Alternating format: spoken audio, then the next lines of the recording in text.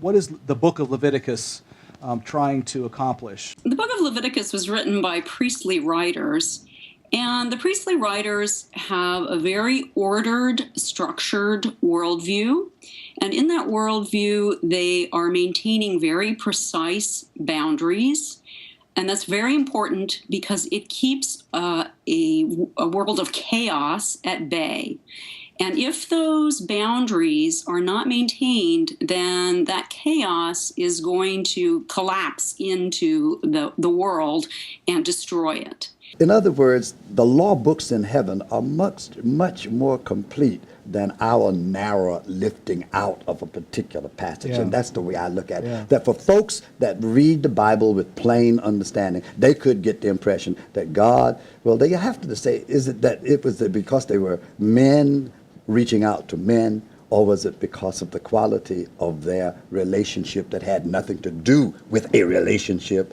That's the issue in this. It looks like this chapter 2, verse 1 is a rhetorical term, that Paul has in fact been trying to get under the skin of a group in this church who might consider themselves more righteous, more just, more moral than the other group.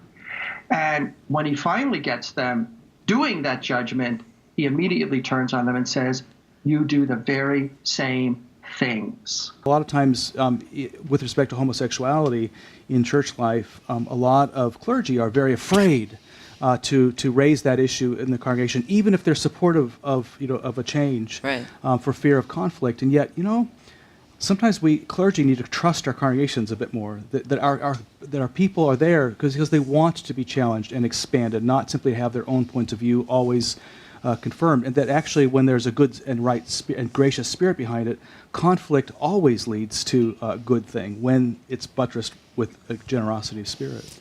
And she says, I'm not worthy to live, and as soon as I get out of here, I'm going to do it again. And I'm going to do it right this time because I learned that I cut my wrist the wrong way, and next time I'm going to do it right.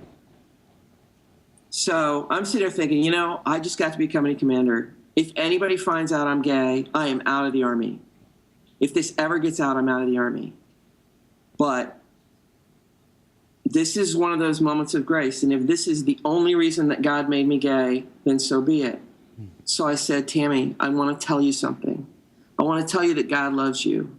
And it just so happens that I'm gay and God loves me, even so. And I know that deep in my heart. Well, it just opened the floodgates. Of course, that's what it was. Just opened everything up.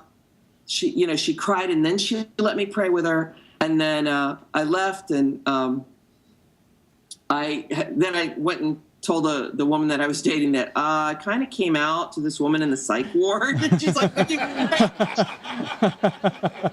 we are not told to like our enemies.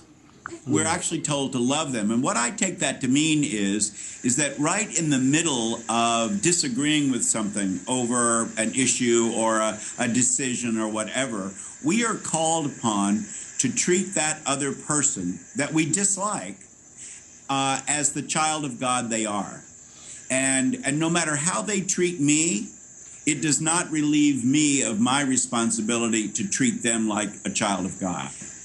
That's what blew Peter's mind. I mean, he thought that there was no question but what God would have called it unclean.